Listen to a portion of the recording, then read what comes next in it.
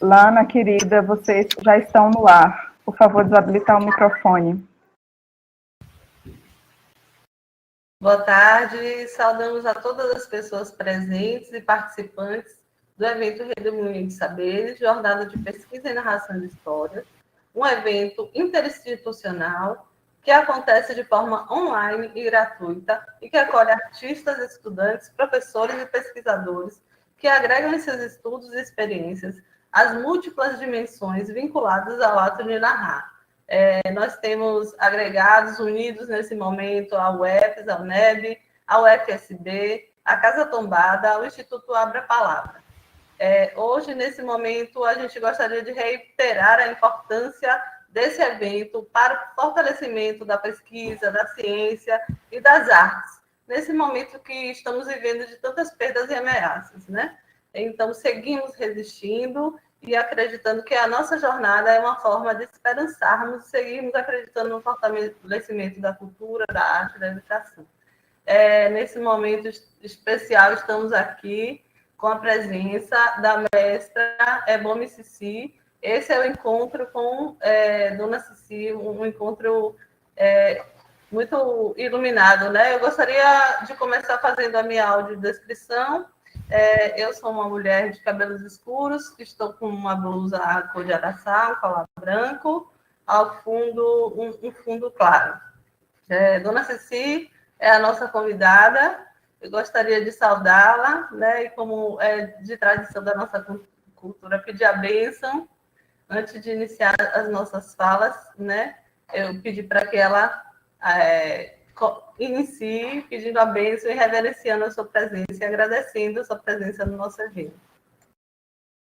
Boa tarde a todos. É com muito prazer que eu me sinto honrada e convidada para esse evento. Eu sou apenas uma simples contadora de histórias e estou à disposição de vocês. Estou aqui também para aprender. E vocês fazerem suas perguntas. Se eu souber responder, eu respondo. Se eu não souber, vocês vão me ensinar. Então, é por aí. Obrigada, Dona Cici. Dona Cici, ela dispensa apresentações. Vou fazer a audiodescrição dela, né? Ela está com uma vestimenta branca. Ao fundo, ela se encontra na Biblioteca Jorge Amado, do Espaço Cultural Pierre Berger, que é onde ela realiza a maior parte do seu trabalho como contadora de histórias. Nancy de Souza e Silva nasceu no dia 2 de novembro de 1939, na cidade do Rio de Janeiro. Ela é a irmã mais velha de uma família de 6 filhos, e ela começou a sua inserção como contadora de histórias diretamente ligadas às suas vivências no candomblé, né, onde hoje ela é bom e Cici, né, e também a partir da vivência que ela teve com Pierre Berger, né, onde, de fato, a sua atuação como contadora de histórias se iniciou, coincidentemente no ano do centenário de Pierre Berger. Ela conviveu com Berger, né, trabalhou na organização e legenda de quase 11 mil fotografias, e dessa forma eles tinham um contato diário, o que lhe possibilitou a troca de informações com ele, e essa troca rica, né, fez com que ela também acrescentasse ao seu repertório de contador de histórias muitas das histórias que ela ouvia desse contato, né, dessa vivência que ela teve com o Fatumbi Pierre Berger. Essa semana é uma semana que estamos aqui, uma semana muito festiva, né? Estamos encerrando hoje a nossa jornada Redemoinho de Saberes e também estamos comemorando o aniversário, né, de Dona Cici, completou 82 anos no dia 2 de novembro. Ontem seria aniversário também de Fatumbi, então é uma semana muito especial para todos nós que estamos aqui no Redemoinho, né? Então, desde esse início, né, da trajetória como contadora de histórias, como mestre interior, Dona Cici tem participado de inúmeras ações voltadas para a prática de transmissão de seus saberes, tanto no espaço cultural, como em outros espaços etnoformativos da cidade de Salvador, além de ser convidada a contar suas histórias e encantar pessoas pelo mundo inteiro.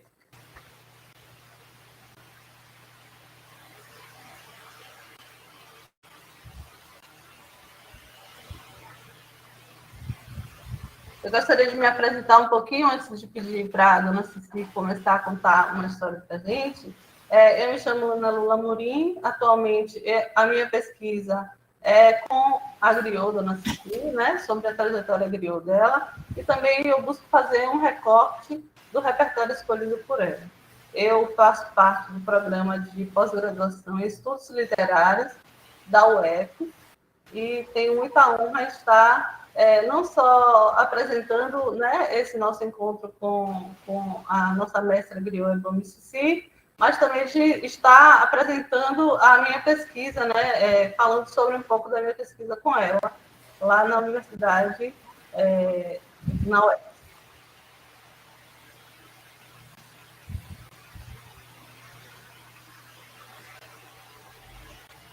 Como forma de iniciar o nosso bate-papo aqui com a Dona Cici, eu queria pedir para ela que a gente pudesse começar já contando uma história. Uma história, pode ser, Dona Cici?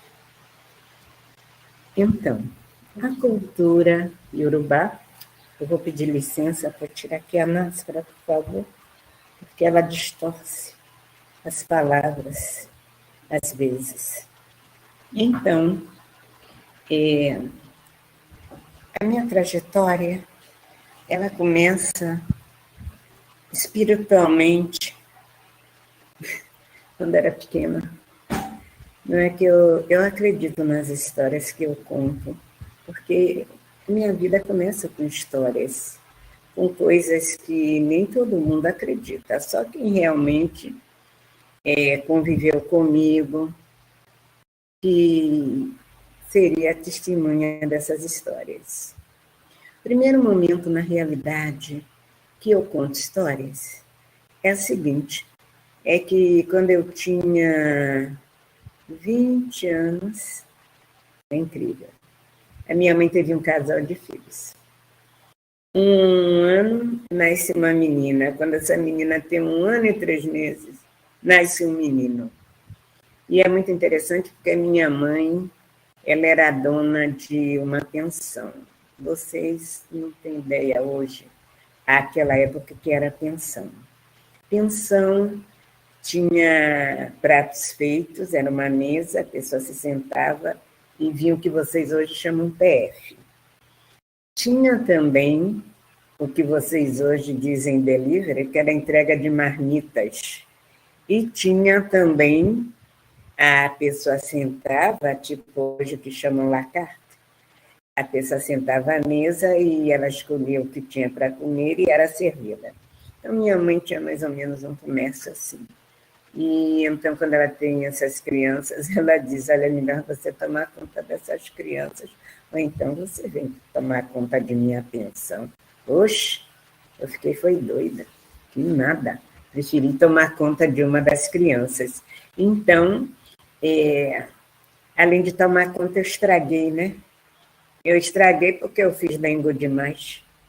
Então, eu começo contando histórias que eu ouvi da pessoa que morava na casa de minha tia-avó, que na realidade era minha tia, mas criou meu pai, porque quando meu pai nasce, a minha avó verdadeira, ela chamava-se Maria Cecília de Souza.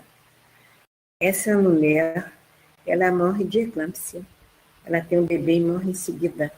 Então, a minha tia, que eu chamava de avó, vai cuidar do meu pai, onde ela passa a criar o meu tio mais uma outra menina que tinha. Então, eles tinham, naquele tempo, 2 pessoas para cuidar só de crianças, porque era a tradição da família do meu pai, aquelas mulheres terem pensões, onde tinham grandes casas que alugavam quartos para jovens estudantes.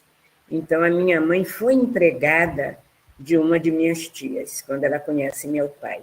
Então, ela continua com a tradição que ela aprendeu com elas, que é de trabalhar com comida. Então, de eu ouvir também histórias de Ziza, que ela era assim chamada, eu comecei, então, para acalmar minha irmã, eu dava uma chupeta, dava um paninho para ela cheirar, e eu começava a contar histórias. Então, eu lembro a primeira história que eu conto, porque mamãe não tinha tempo de contar história para mim.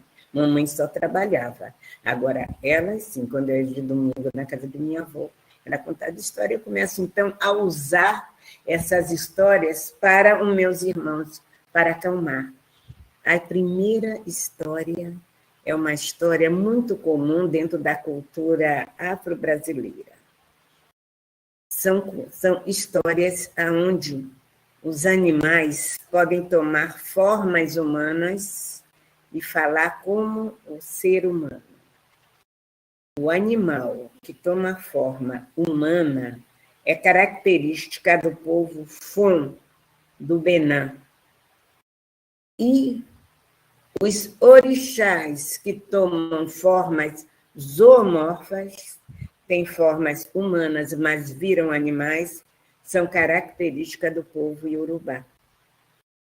São diferentes. Então, quando eu chego ao Benin, eu observo que as famílias mais importantes da cidade, no muro de suas casas, tem o animal que, miticamente, eles descendem. Então, quais foram os animais que se viu e que ficou hospedada na casa dessas famílias? Foi do leopardo, que tem um nome de Kpó, o leopardo. Fiquei hospedada na casa da família Kinikini, que é o leão. Fiquei hospedada também na casa de uma família que é Lagosé, que é a família dos crocodilos. São seus sobrenomes e da qual eles descendem. Isso foi quando eu fui ao Benin. Mas a história que eu vou contar é uma história que marcou a minha vida, é uma história que eu aprendi e que mostra realmente a origem das culturas Fon, Yorubá ou Jejinagô, como vocês conhecem. A história é a seguinte. Veja, a história, ela tem cantigas que não são nem Fon e nem Jeje, são Congo, que então mostra a origem dessa pessoa que criava os filhos da minha avó. Ela tinha memória de cantigas que ela bota na história, que eu vou contar a vocês, então que dá a identidade. A história que você conta de uma determinada coisa lhe dá a sua identidade, a sua origem. Então, ela contava a seguinte história. Havia uma gata muito bonita, que tinha gatos mais lindos ainda. Ela, muito sabida e muito esperta, ela faz uma casa para seus gatinhos no alto de uma árvore bem alta, que só ela sabia subir e descer. Mas seus gatinhos não sabiam. Eles eram criados lá em cima. Então, todos os dias, ela descia para a beira do rio com um samburá. Eu não sei se vocês sabem o que é um samburá. É uma cestinha que os pescadores usam para botar pesca ali dentro. Então, ela descia e ia pegar coisas para seus bichinhos. Sabe o que era? Era uma coisa chamada caruá. Sabe o que é caruá? É aqueles escargozinho pretinho que dá na água doce. Eu não sei se vocês conhecem. Eu conheço. Ele dá na água doce. Então, a gata ia buscar.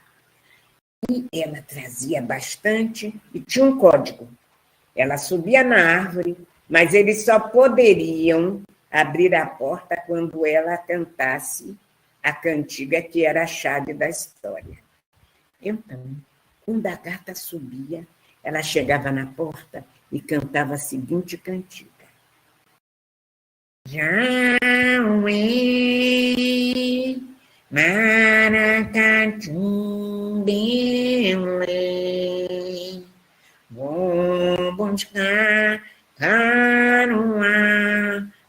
voz me fez. Jauê,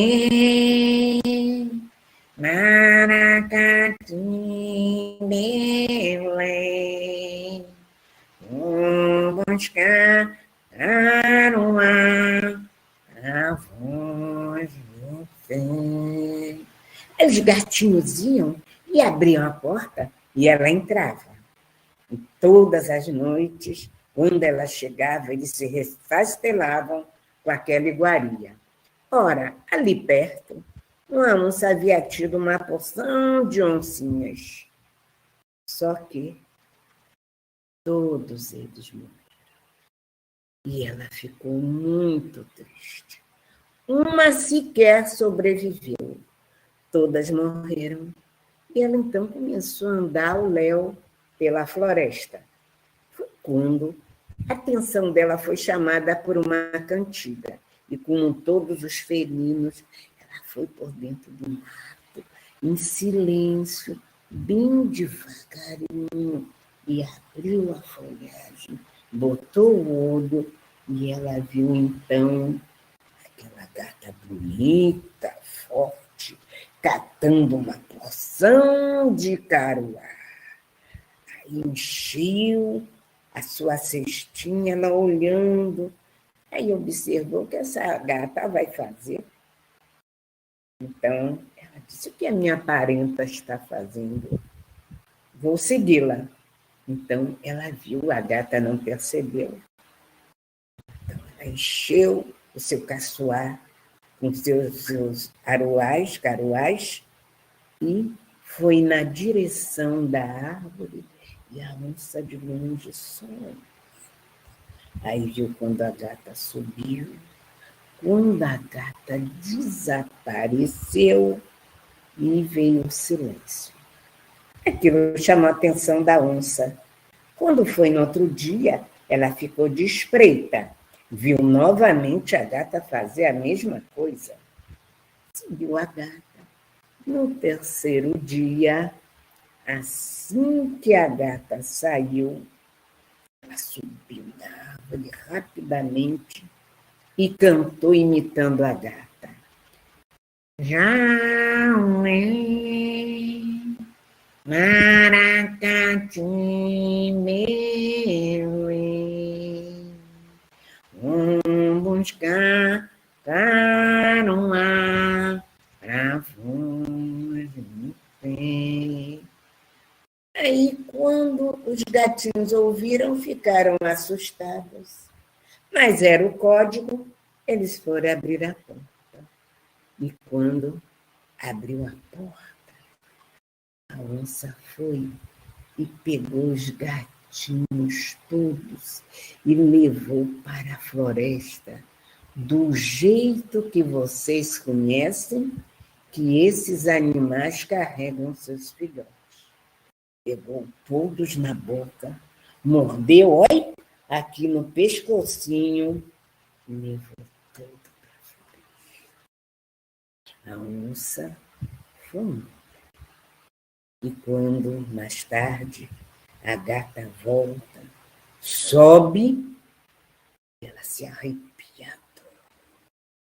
e ela se assusta quando ela vê a porta aberta e ela entra bem devagar e olha todo o ambiente, cheira, procura e não acha seus gatinhos.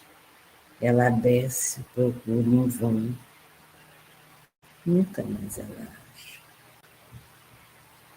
Dizem que tempos depois apareceu na floresta uns gatos muito diferentes, grandes, muito valentes, que ao mesmo tempo que quando a gente vê, dá vontade de fazer carinho, a gente fica com medo, porque ele é um misto de gato e onça.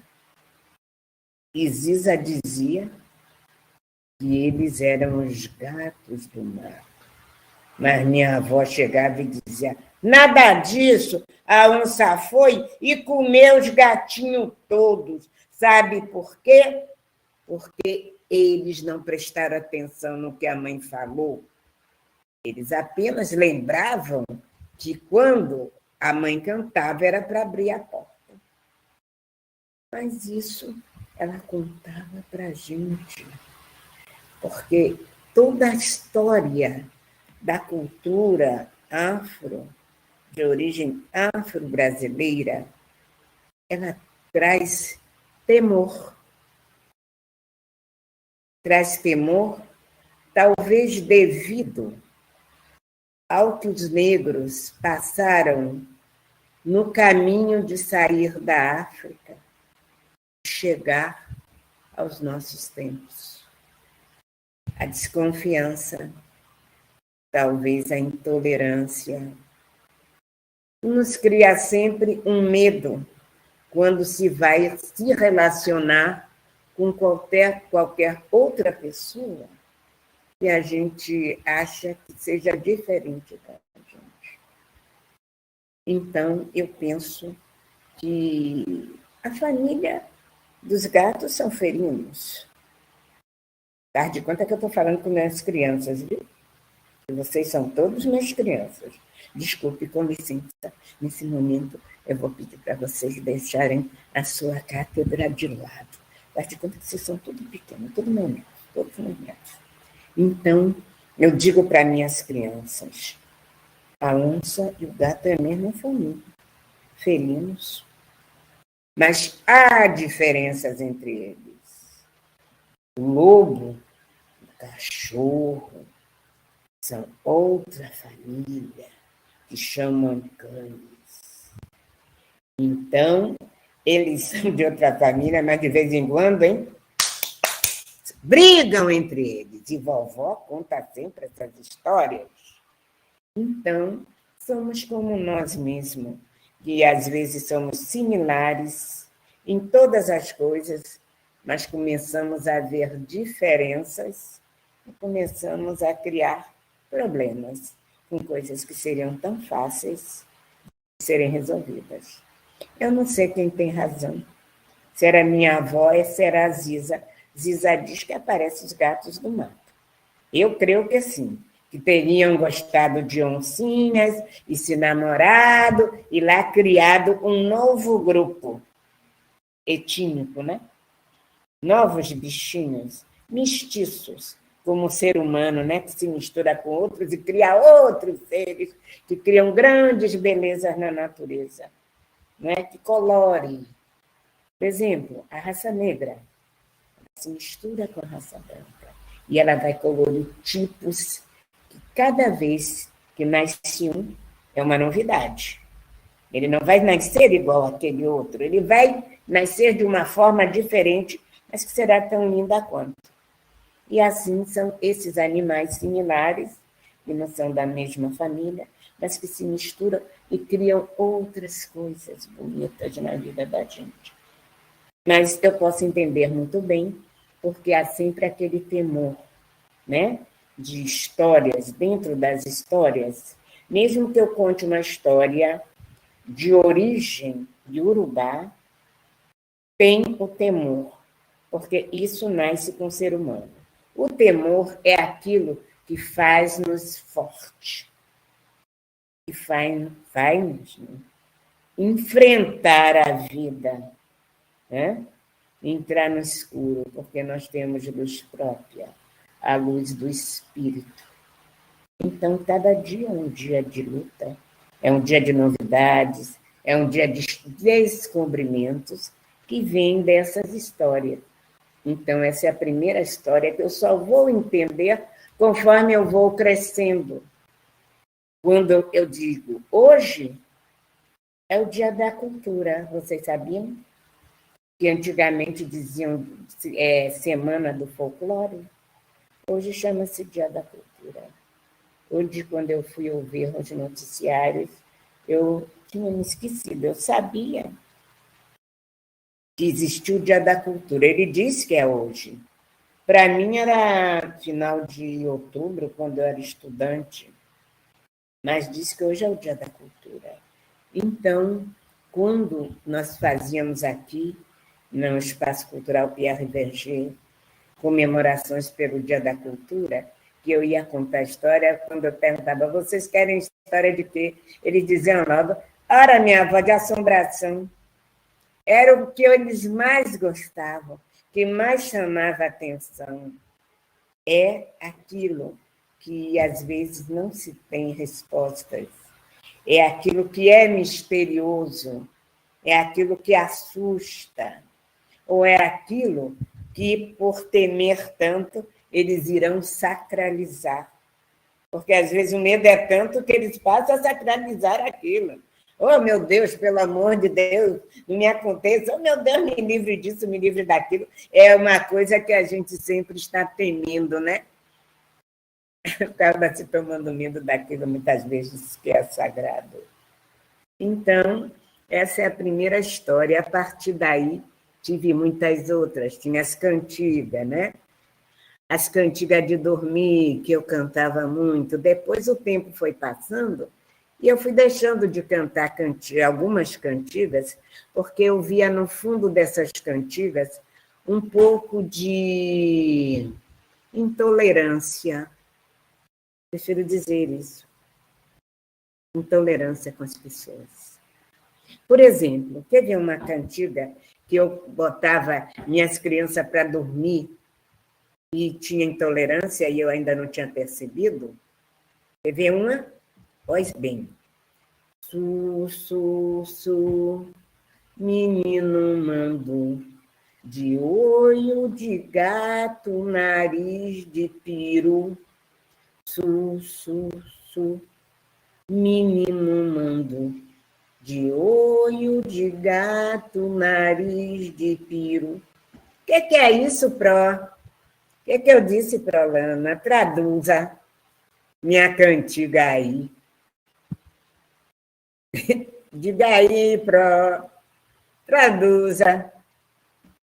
Eu não saberia traduzir, não. Acho que a senhora explica bem melhor. Eu sempre ouvi, mas eu prefiro ouvir a sua explicação. Olha bem, eu não entendia, mas agora eu entendo, não canto mais. Olha, silêncio, para ele se acalmar.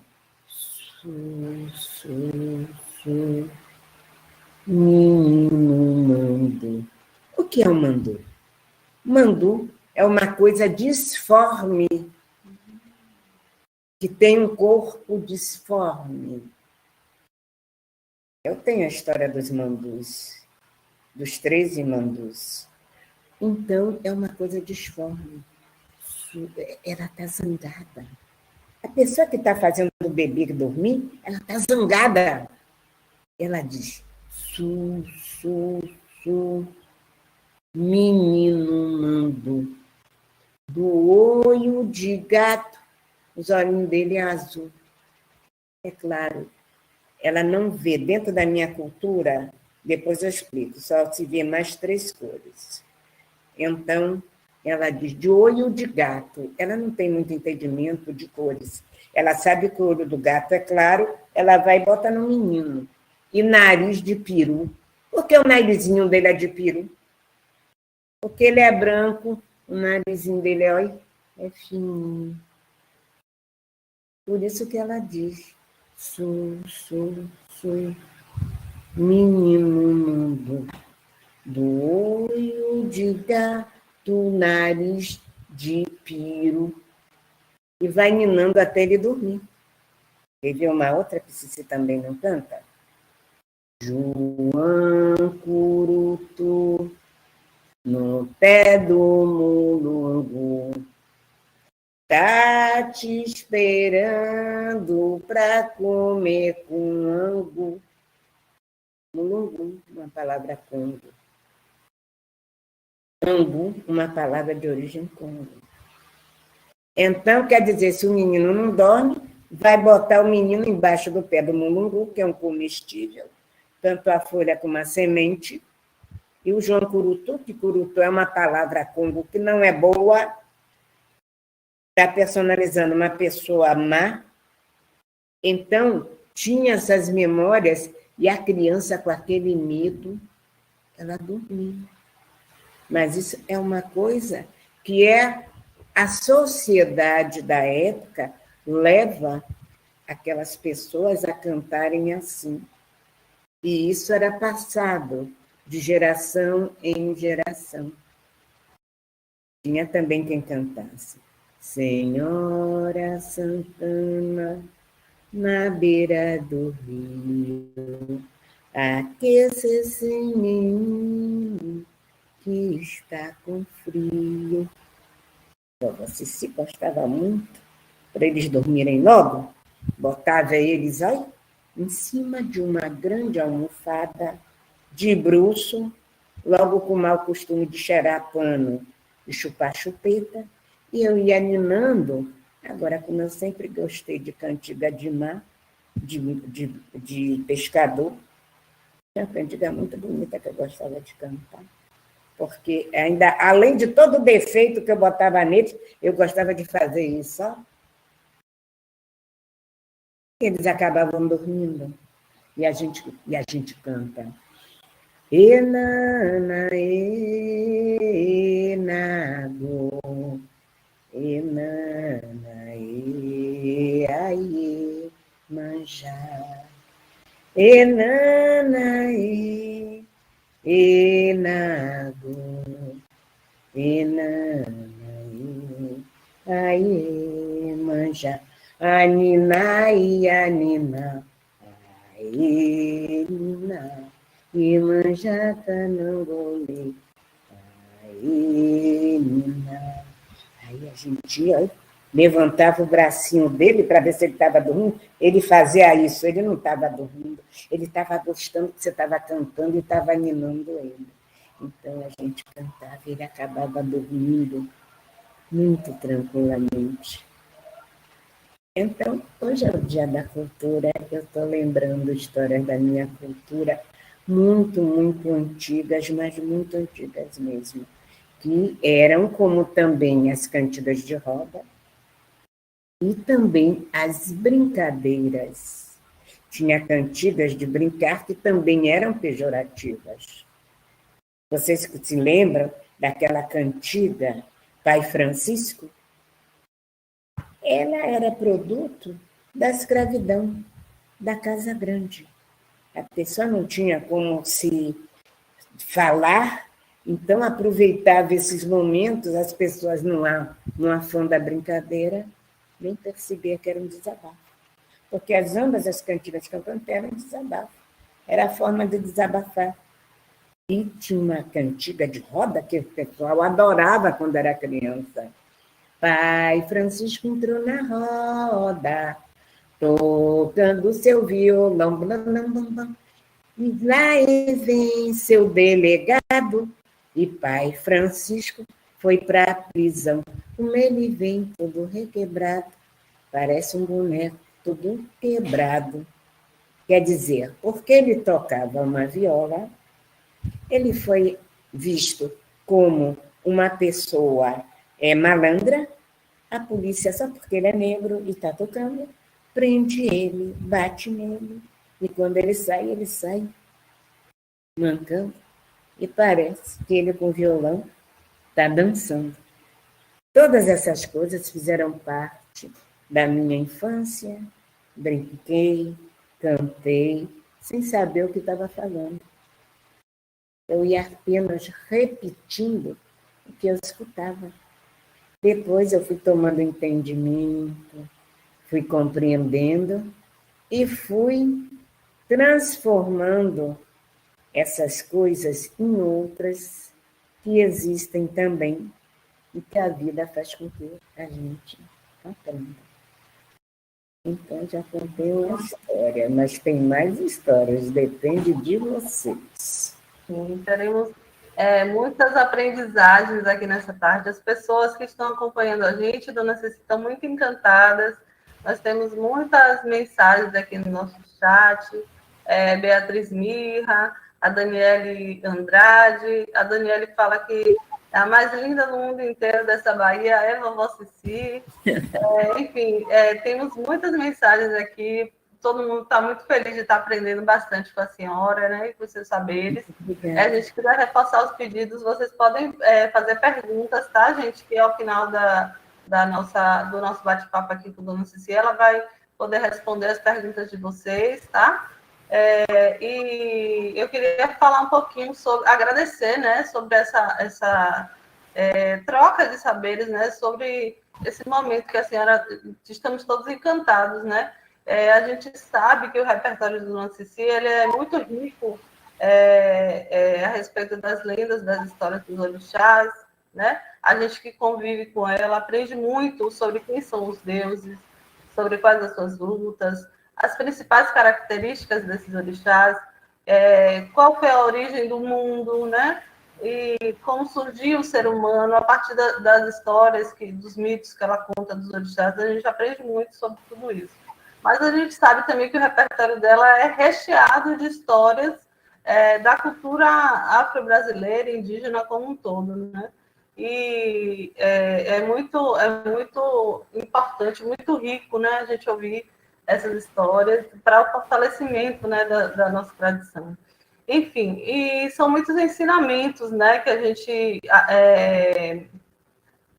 adquire, né, nesse bate-papo com a senhora, e na vivência, né, na vivência das suas rodas de história, as histórias dos orixás, especificamente. Eu queria que a gente falasse um pouquinho sobre isso agora, né, que é o forte no seu repertório, né? Eu queria pedir para a senhora, né, que dentro desse vasto leque de histórias que a senhora conhece, que a senhora conta, são mais de 100 lendas africanas de orixás, e que a senhora escolhesse para a gente uma dessas histórias de orixás para contar para a gente nessa tarde. E fique à vontade para falar um pouquinho. Dê uma opinião, diga vocês aí uma história que vocês queiram, de que orixá vocês querem. Pense aí, pergunte entre vocês escolham um. Alguém gostaria de fazer algum pedido?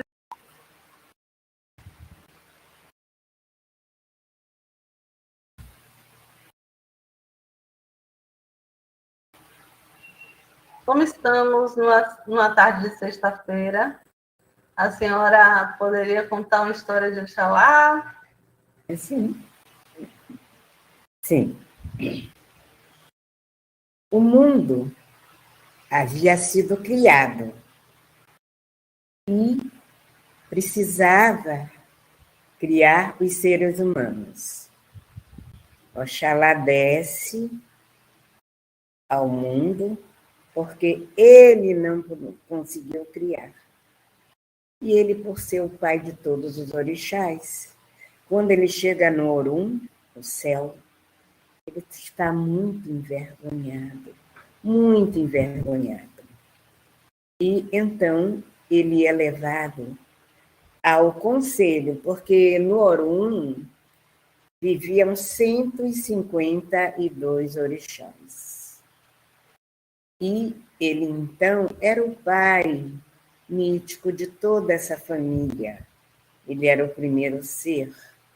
E ele tinha sido encarregado de criar o mundo, mas ele não consegue, porque ele dorme no caminho. E quando ele volta, muito justo e de caráter e muito honesto, ele chega e vai pedir desculpas a todo Orum, ao Senhor do Céu, Deus, que ele não havia conseguido fazer a missão dele de criar o mundo, porque o mundo, tenho que explicar a vocês, que existia o saco da criação, um saco mítico, aonde tudo estava dentro. E ele perde, porque ele dorme. E quando ele volta muito triste. Então, Olodumare, o destino, e Ifá, o adivinho, se unem os dois e diz: meu pai, a terra já está criada. O Senhor desça e cria agora, então, o ser humano. Batalha de esquecer. Então, ele vem do Orum ao Aie, a Terra. E aqui ele anda por muito tempo, tentando criar o ser humano. Diz a história que tudo que ele viu sobre a Terra, ele tenta usar para fazer uma figura humana como ele. Dizem as histórias que ele viu as nuvens.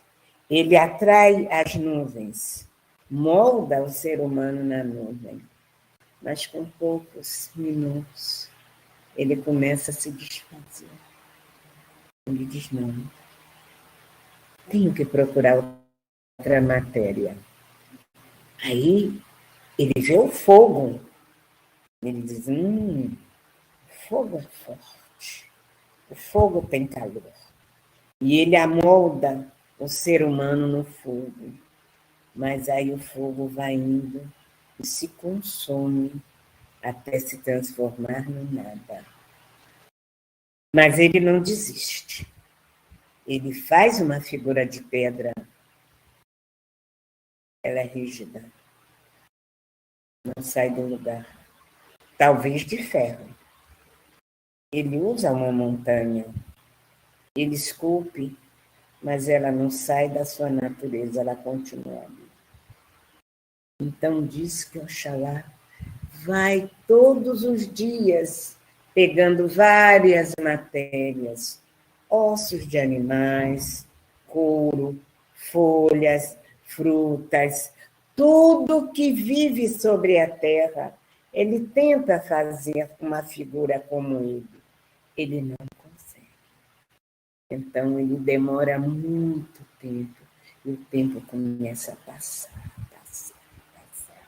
E ele todo dia olhava o céu e dizia, jamais poderei voltar ao céu.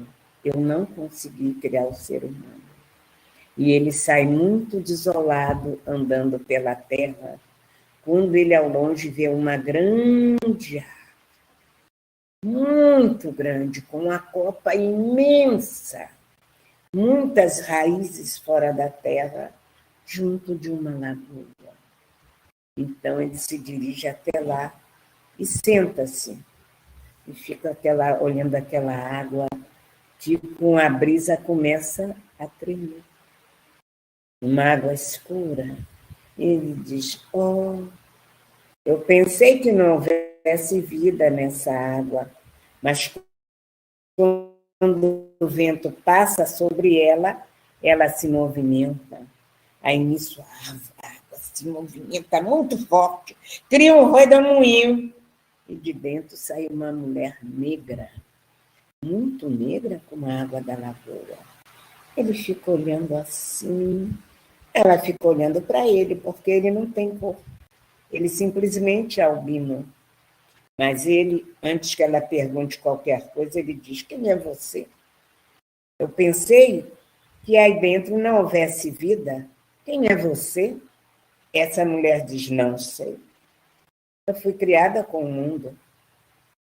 Aí ele olha e diz, senhora, eu estou muito triste. Eu fui criada pela vida. Eu estou aqui. Aí ele olha para ela e diz, pois eu venho de lá, do céu. Estou aqui para criar o ser humano. Já tentei de tudo. Não consigo. Quem sabe a senhora não pode me ajudar? Ele fica olhando para ela e essa mulher mergulha dentro d'água e volta com uma porção de uma matéria do fundo da lagoa. E era uma terra negra, a lama, e ele coloca junto, ela coloca junto. Ele fica olhando, ele não conhecia aquela matéria. E ela mergulha fundo e traz uma matéria vermelha, o barro. Finalmente, mais profundamente, ela mergulha e traz a argila. Então, imediatamente, ela coloca e se põe próximo dele, mas dentro d'água. E as mãos dela começam a trabalhar, separando vários montinhos, ele fica parado, olhando, pensando, como essa mulher vai me ajudar? Ela disse que pode. E ele começa a observar com que ligeireza ela começa a criar uma porção de montinhos de matérias, cada uma na sua cor inicial. Começa a criar membros.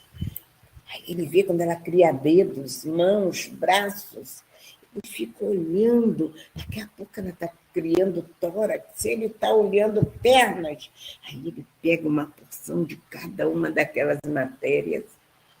Começa também a imitar o movimento daquela mulher. E rapidamente ele faz uma bola. Faz uma bola negra, depois uma bola branca e depois uma bola de barro. Ele fica olhando a agilidade, aí ele volta, começa a moldar a cabeça naquela matéria e começa a cantar. E adio, firiri, adiala mariola, furican. E adia, firiri, adiala mariola, furican. Adiala mariola, furican. E adia, firiri, adiala mariola, furican. E adia, firiri, adiala mariola, furican. Adiala mariola, furican. E a cabeça tenha calma. E a cabeça tenha paz. E que a cabeça pense com o coração. Ele faz as 3 cabeças. Quando ele termina de cantar, de fazer, desenhar olhos, narinas, boca, orelha, ela já montou todo um corpo humano. E já botou até pescoço. Então ele chega, que ele vê a obra, ele fica encantado, que rapidez que aquela mulher fez aquilo. Então ele foi pegando as cabecinhas com muito cuidado, de acordo com a matéria, ele foi colocando uma junto da outra. E quando acabou, lá existia 3 seres completamente lindos de formas humanas. Então, ele diz, Senhora, venha ver nossos filhos. Como é o seu nome? E ela diz, eu não sei. Eu já lhe disse, eu fui criada com o mundo. Aí ele disse, então venha ver nossos filhos. Aí ela chega perto da água e fica olhando. Ele diz, como é o seu nome? Ela diz, já lhe disse, eu fui criada com o mundo. Ele, então, faz o primeiro casamento mítico. E chamarei Inã, que quer dizer rainha. Venha, minha esposa. Dá a mão, então, tira ela de dentro daquela lagoa. E ela passa a viver sobre a terra. E quando ela quer, ela pode também entrar dentro daquela lagoa. Ela pode conviver na água e na terra. Então ela olha e ele diz, Omum Funfum, filho branco. Omum Dudu, filho vermelho, filho negro. Omum Pupa, filho vermelho. E ela olha e diz, mas eles não se movimentam. E ele diz, não, espera. Então, ele tranquilamente chega perto de cada um deles. Passa o dedo em suas boquinhas, um a um. Depois começa a soprar na boquinha de um a um o seu Um a um, eles vão esticando os braços, as mãos, as perninhas, vão movimentando a cabeça, vão movimentando os olhos, até ficarem de pé. Eles começam a ter um comportamento humano normal. Aí ele diz: eis nossos filhos. Vem, esposa minha, vamos ao Orum, mostrar que já existem pessoas na Terra. O mundo foi criado e o ser humano já está criado também. Então, pega aquelas 3 crianças e pega a sua esposa e leva até o Orum.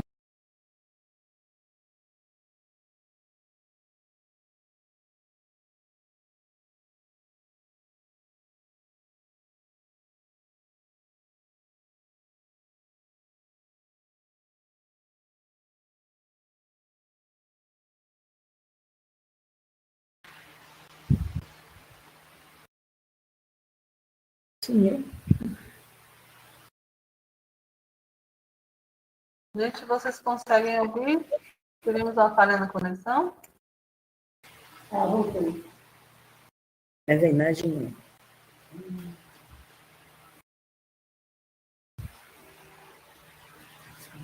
Vocês conseguem ouvir? A gente consegue ouvir, Lana. Mas não Foi a tem imagem que sumiu, né? Vou fechar a câmera e abrir de novo. Sim, mas acho que foi. Peraí. Eles estão nos ouvindo? Pronto. Abriu aqui. Vovó está aparecendo. Você que não está. Mas a gente está te ouvindo, está ouvindo bem. Gente, desculpa, temos um pequeno problema técnico, mas acho que já foi resolvido, a gente já está de volta. É normal. Pronto. Então, podemos continuar do nosso ciclo. Continuando, o Batalá, então, apresenta Omon Funfun, filho branco. Omon Dudu, o filho negro. E Omon Upá, o filho vermelho. Então, os orixás fazem grandes saudações ao Senhor da criação e àquela mulher, a mãe primordial, a mãe do ser humano. E as 3 crianças, então, são levadas a Olodumare, o destino. Eles se ajoelham e abrem as mãozinhas. Então, Olodumare, o destino, vem com axé, põe na mãozinha deles, um a um, e fecha. E diz: aqui está o axé que tem o bem e o mal. E fecha as 3 mãozinhas. Nisso vem o adivinho, e Fauro Milá, e coloca na mão esquerda um axé. E ele diz: aqui está o axé, que transforma o bem em mal, e o mal em bem. E junta as mãozinhas e diz: aqui está o livre-arbítrio. E abençoa as 3 crianças e chama o velhinho Batalá e pergunta: o que o senhor quer de recompensa? Ele diz: quando eu precisar retirar o que eu botei, eu quero ter esse direito. Então o destino diz: concedido. E a senhora? Quando ele tirar o que ele botou, eu quero que fica. E o destino diz: concedido. Então, Nanã desce ao Aiê com seus filhos. E o Batalá fica no Orum protegendo aquelas crianças. E sempre que precisa, ele vem saber como estão e procurar saber com que ele pode ajudar. O tempo passa, passa, passa. E um dia o Batalha se pergunta: o que acontece quando eu ponho, eu retiro o que eu botei? O que acontece? Fico intrigado com aquilo. Ele não sabia o que acontecia depois. O que acontece mesmo para Lana? Quando ele retira o que põe?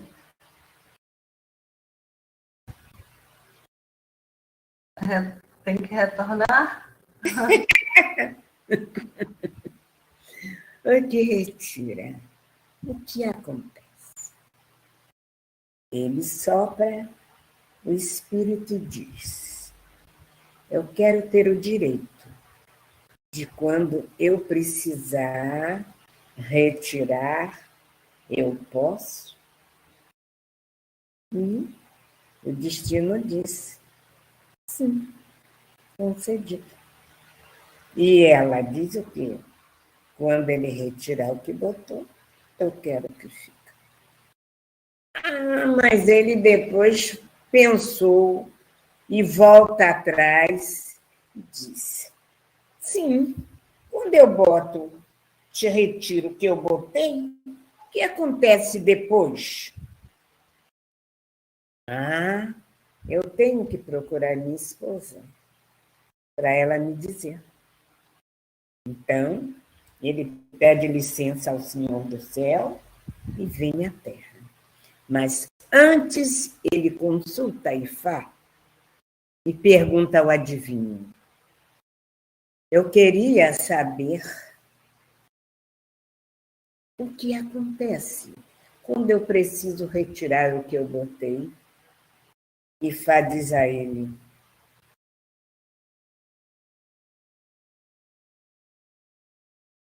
e ele pensa: eu só posso saber se eu for procurar minha esposa para ela me dizer. Aí Ifá diz: mas ela é muito sábia. Ela é muito desconfiada. E foi você que escolheu o que você escolheu.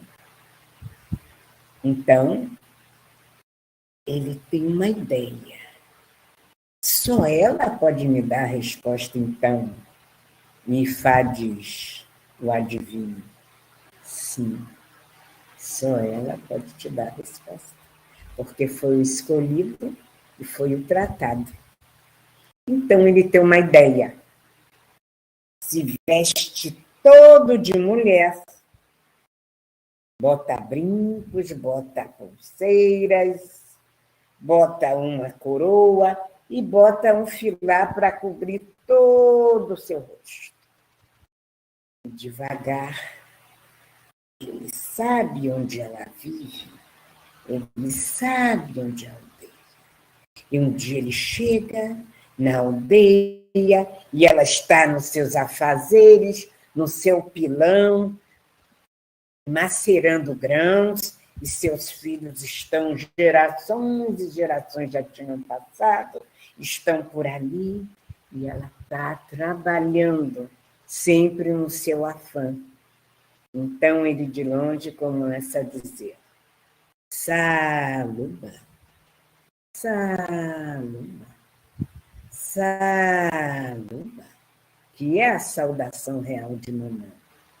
Então, ela chega toda desconfiada e segura o seu opá e fica vendo alguém que vem com muita majestade, bem devagar, vestida de branco, e vem dizendo: Saluba, Saluba, Saluba, com uma voz de mulher. Mas ela não sabe quem é essa rainha. Deveria ser de uma terra muito distante. Ela não sabe. Então ela para e não diz nada, fica calada. Aí Oxalá devagarzinho, vestido de mulher, com voz feminina e o seu rosto coberto, diz: Saluba, saluba, saluba, senhora. Eu venho de um reino muito distante, mas esse reino é tão distante, porém, não deixou a sua sabedoria de chegar até lá. Aí aquilo ela ficou assim, meio orgulhosa, porque ela não conseguia identificar quem era aquela rainha. Quem era aquela mulher com tanta majestade? E ela ficou olhando. Onde é que é o seu reinado? Aí ele diz com voz de falsete: é muito distante daqui, muito tempo de viagem. Mas a sua fama de mulher sábia fez com que eu chegasse aqui depois de uma longa viagem. Aí conversa, aí ele distrai ela e ela lhe pergunta: o que o senhor quer de mim? O que a senhora quer de mim? Aí ele diz: eu tenho muitas perguntas. Aí começa a fazer perguntas triviais e diz no meio das perguntas. E ela respondendo a todas, com muita sabedoria. Mas tem uma que sempre me intrigou. Aí ela pergunta: o que? Ela está bem relaxada, né? O que? Eu queria que a senhora me dissesse quando o espírito sai do corpo, para onde é que o corpo vai? Ela diz: quando o espírito sai do corpo, o corpo vai para... Quando ela ia dizer, o vento vem e abre o filar que ele tem no rosto, e ela olha e diz: então é você, meu marido, que se veste de mulher para me enganar. Fica tudo sem graça. Que ela vê a barba, o bigode, e para esses povos antigos, o homem com dignidade, fazendo parte do que ele é, tinha que ter a barba e o bigode. E ele tinha usado um AD feminino para enganar minha mãe. Ela disse: pois você se vestiu de mulher para me enganar, pois você jamais saberá. E ainda vou te dizer mais: de hoje em diante, seus adoradores usarão saias como mulher e usarão adereços como mulher. E ela virou de costa para ele, saiu muito zangada, e ele ainda teve tempo de cantar para ela a seguinte cantiga, e ficou para sempre na nossa história. Inana euá, leuá, leuá, lê. Inana euá, leuá, leuá, lê. Inana euá, leuá, leuá, lê. Inana euá, leuá, leuá, lê. Inana euá, leuá, leuá, lê. Inana euá, leuá, leuá, lê. Inana euá, leuá, leuá, lê. Inana euá, leuá, leuá, lê. Sabe o que quer dizer isso? Mesmo zangada, você é bonita. É o que ele diz para ela. Então, ele se refere que Nanã é a morte. Nanã é aquela que junta tudo que ela deu e leva de volta. Ele não sabe, nunca vai saber. Mas ele diz que ela fica muito zangada pelo que ele fez. Acho que mesmo assim ela é bonita. Então, como ela caminha sempre, ela está sempre caminhando, ele não a acompanha.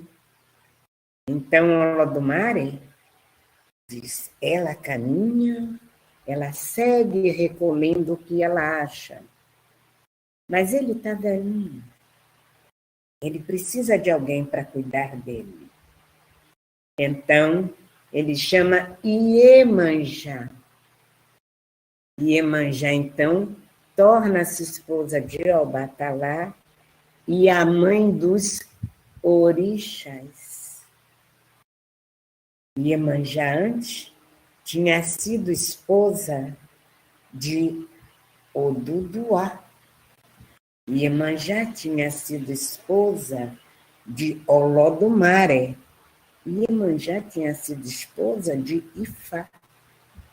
E depois, então, ela torna-se esposa de Oxalá.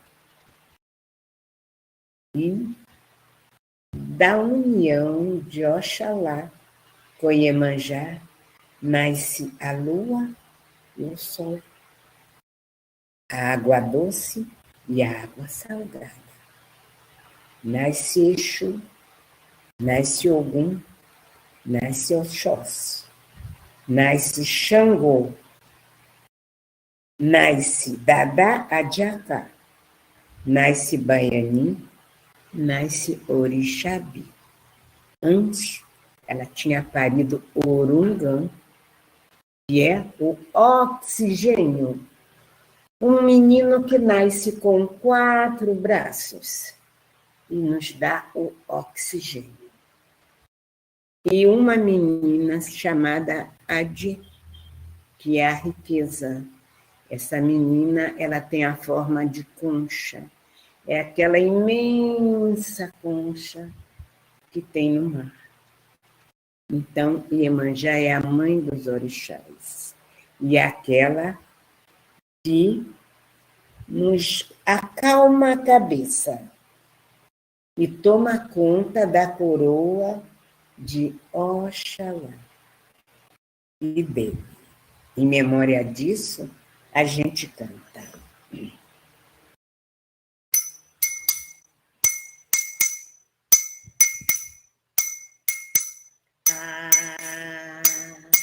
Laô, Ialabe,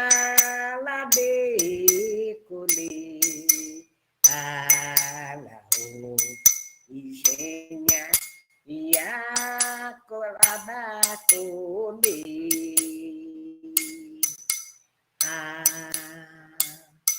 Laô, Ialabe, Colê, Alaô, Igênia, Iaçabacolê,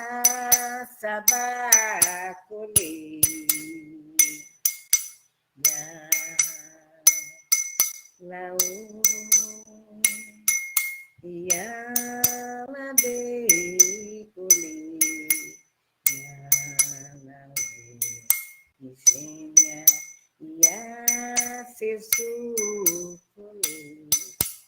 O que foi que se diz? E a mãe, Alaô, a dona do Alá que guarda. E a mãe, Colê, você está firme. E a Colê, Lodê. Você está tomando conta da coroa? Cadê? Coroa, Alá, guardar, Colê, tomando conta, alerta. Então a gente diz, Iá, senhora, Iá, rainha, Iá, minha mãe, você está tomando conta firme da coroa do meu pai? Uma pergunta.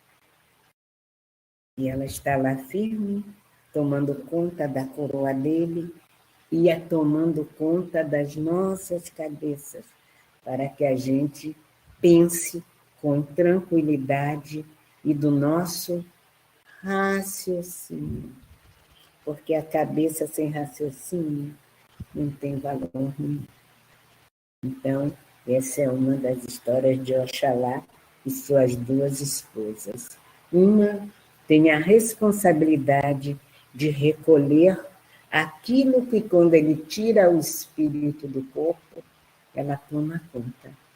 E a outra tem a responsabilidade de guardar a coroa dele, que é a paz, a tranquilidade e a calma, para que, quando nós precisarmos destas coisas, a gente tem a quem pedir, porque ela está firme no lugar dela. Que lindeza, dona Ceci. Estamos todos muito agraciados, agradecidos pela sua generosidade em compartilhar esses saberes. Eu tenho alguns comentários aqui que eu queria ler para a senhora, das pessoas que estão assistindo. Alguns fizeram algumas perguntas também.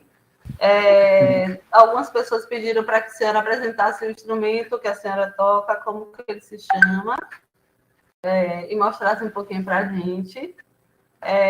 Tem muitos elogios aqui, de muitas pessoas mesmo falando. Vovó é gênia, tem uma memória que não acaba, e ainda canta, dança e toca.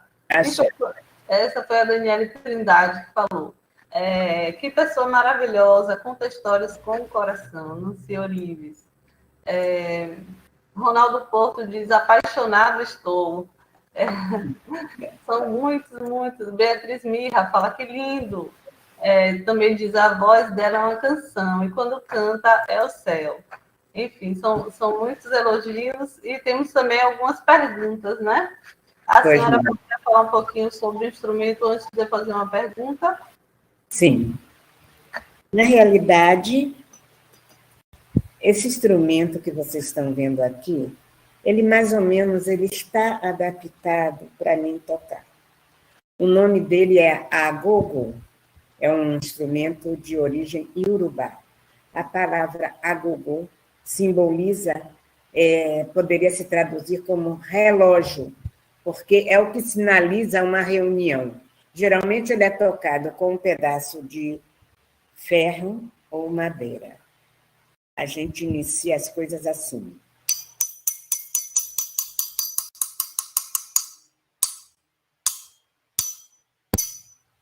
Então, sempre que se vai chamar, fazer reunião para qualquer coisa, se usa ele. Ele, outrora, os primeiros que se tem notícia, eram feitos de ferro. A fundição dele era ferros dizem, de navios que afundaram na costa africana. Porque os navios afundados na costa africana, aquele ferro, ele tem, para se fazer a proa dos navios, ele tem uma liga diferente. Então, é o som da África. O tempo todo a gente ouve isso, sinalizando. Quando ele tem os dois lados, chama agogô. Quando ele tem só um lado, deixa eu ver qual é o mais forte. Esse agudo, o mais forte, sozinho, chama agã. Só esse ferro é de origem fon, origem jeje, é a origem dos povos do antigo Dahomey. Os dois são os povos de origem iorubá da Nigéria. Existe um terceiro instrumento, que é um maior, e o outro é aqui. Ele é soldado assim, sem essa parte aqui. Só tem assim. Ele é chamado ganko, é a origem fon de Gana. Eu gosto muito desse instrumento, que chama ganko. Esses instrumentos são sagrados e servem para sinalizar e para acompanhar toques ligados ao orixá. E esse instrumento aqui, ele não foi apresentado. Vocês conhecem isso como cachixi, indígena, né? Instrumento indígena, cachixi, uma palavra indígena. Porém, ele tem uma formação mais comprida, chama-se acém. e a origem é fon, jeje. É usado para acordar os voduns, para chamar os voduns. Existe a cabaça, que não está aqui, que chama-se o xere, que se usa com esse som, ou assim, que é usado nos cultos de Xangô. Geralmente, essa peça se usa muito, ela acompanha um ritmo ijexá. A marcação no ijexá é uma frase só. Quando você usa o ferro, você tem esse som no ijexá.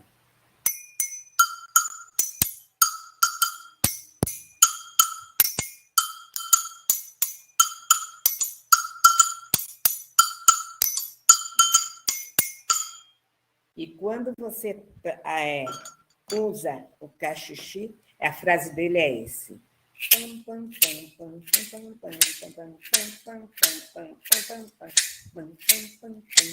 A frase dele é só essa.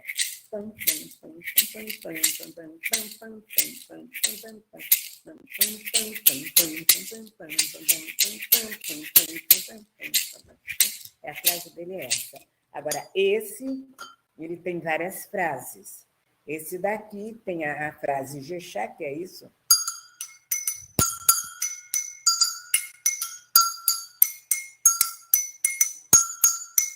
A frase Jexá. A frase Ifon, que é do Dahomey.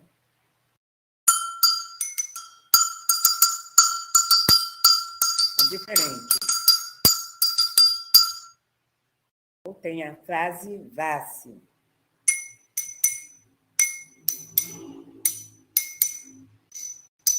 O agueré.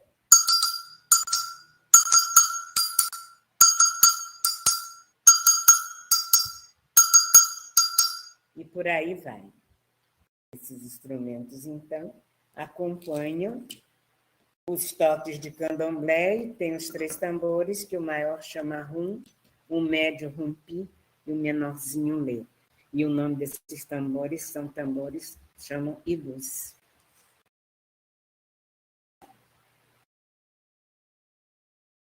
Que riqueza, dona Cici. Estamos muito agraciados mesmo por essa aula, não só dos nossos saberes, né, ancestrais, da nossa cultura, mas pela a sua presença iluminada aqui na nossa tarde.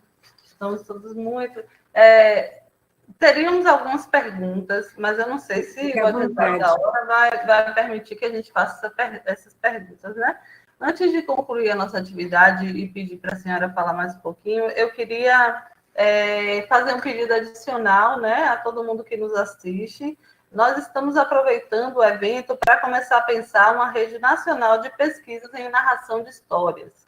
E, para isso, a gente vai realizar amanhã, no dia 6 de novembro, das 9 às 12 horas, um primeiro encontro para começar a pensar e discutir a respeito desse evento, né? Então, pedimos para que todos que tiverem interesse, né, em participar da nossa assembleia que acontece amanhã, o link vai aparecer, né, no chat, não sei se já está aí, para todos que tiverem interesse em participar, né, dessa grande rede nacional de pesquisa e narração de história, que se sinta convidado e fique à vontade de participar também, né?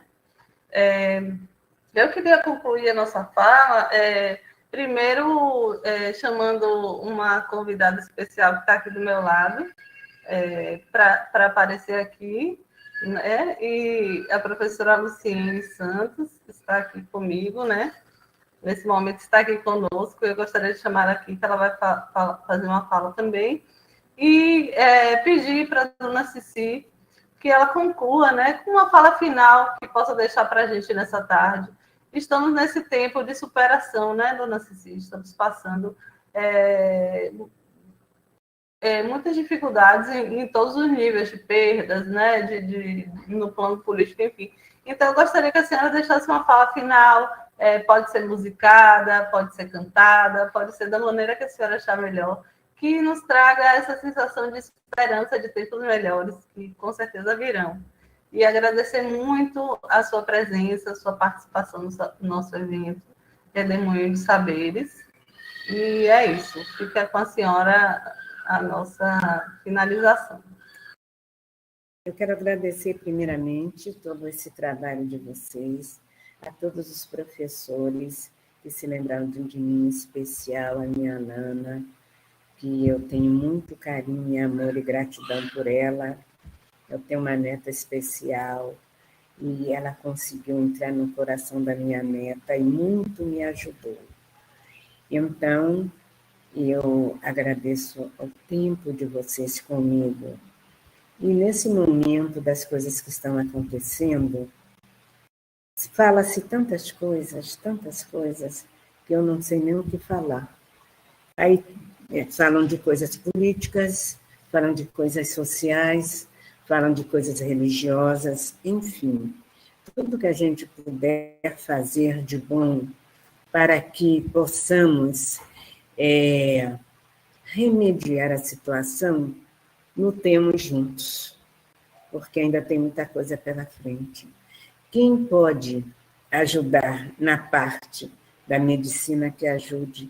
Quem pode na parte religiosa, que ajude. Quem puder na parte social, que ajude também.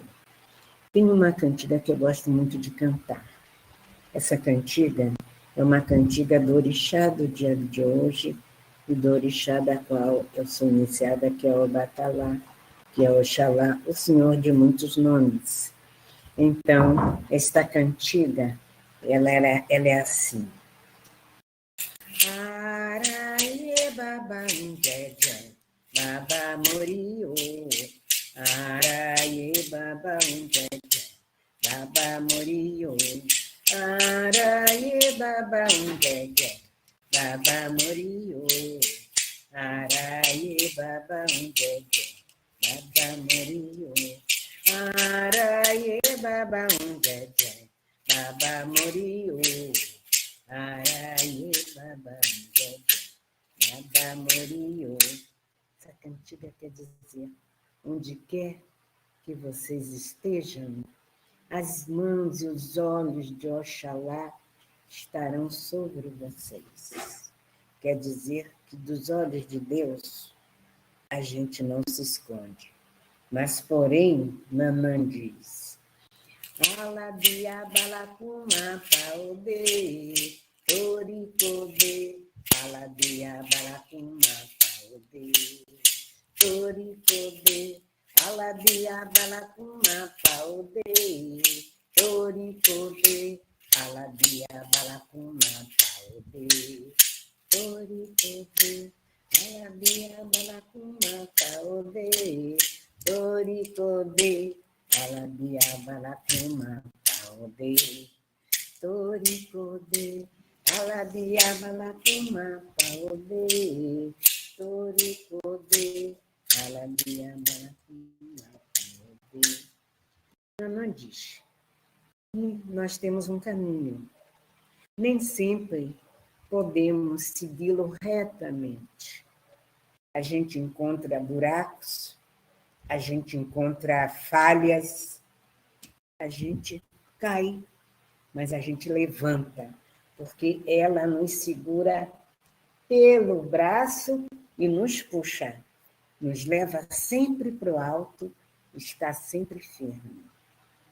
Então, ela diz que qualquer caminho que você esteja, ela terá a mão firme para não deixar você se acabar, sempre lhe tirando daquela situação. E Oxalá diz que onde quer que você esteja, os olhos dele estarão sobre vocês, sobre nós. Então, juntemos os ensinamentos de Nanã e de Oxalá para a nossa vida. Muito obrigada. Obrigada a todos. Assim encerramos a nossa tarde, nossa jornada Redemoinho de Histórias. Agradecemos a vovó Cecília pela sua participação, agradecemos a presença de todos, e agora eu passo a palavra para a professora Luciene Santos, né, uma das organizadoras do evento. Obrigada pela presença de todos. Obrigada, dona Cici, também. Obrigada, Lana. Obrigada, vovó Cici. Uma honra para nós viver no mesmo tempo que a senhora. Um beijo imenso para as duas. Muito obrigada. Muito obrigada. Estou emocionada aqui ainda. Muito obrigada. A gente está fechando, não é? Esse dia, esse último dia de evento. A gente tem ainda assembleia amanhã, como Lana já anunciou, mas a gente não quer sair daqui sem agradecer, sem fazer um agradecimento final a todo mundo.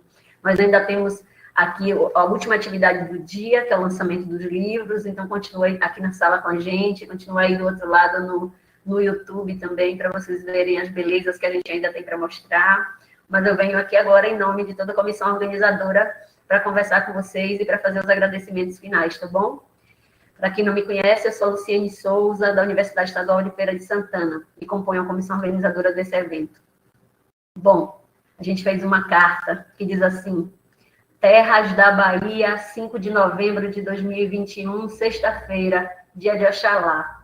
A você que nos escuta generosamente. Chegamos ao final desse primeiro ciclo do Redemoinho de Saberes, jornada de pesquisa e narração de histórias. E a sensação que temos é que o desejo inicial de forjar um evento onde um intercâmbio de saberes em pesquisa pudesse se dar de maneira espiral, de fato, aconteceu. A ideia dos que deram início a esse processo virou realidade, e aqui eu peço licença para citá-los. Eu, a Poema, Luciene Souza, Aline Cante, a Rosemary Lapa, Letícia Lissenfeld, Juliano Cherno, Andrea Cosi, Tatiana Maia, Fabiano Moraes, Tony Edson, Luciana Hartmann e Edivânia Braz. Agradecemos aos convidados que atenderam de pronto ao nosso chamado e apostaram na seriedade e na beleza desse evento. Vocês foram a nossa colcha de retalhos e, com as suas falas, encheram a tela e abriram caminho para o aprofundamento de muitas pesquisas sobre a narração de histórias.